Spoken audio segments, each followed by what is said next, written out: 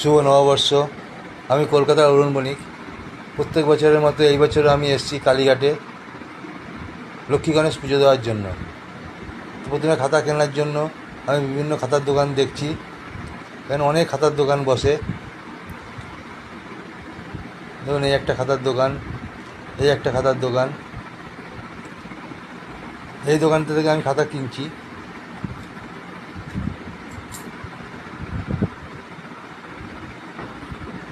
এই খাতাটা আমি কিনলাম।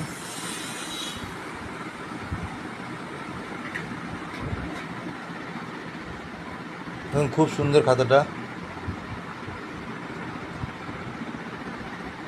দাম নিল মাত্র 60 টাকা। এবার পালা হচ্ছে লক্ষ্মী গণেশের মূর্তি কিনতে হবে পুজো দেওয়ার জন্য। এখান থেকে আমরা লক্ষ্মী গণেশের মূর্তি কিনলাম। খুব দাম বেশি নেয়নি, সুন্দর মূর্তি, দাম নিল মাত্র 250 টাকা। এই মূর্তি জোড়া আমরা নিলাম, নিয়ে আমরা এখন পুজো দেবো।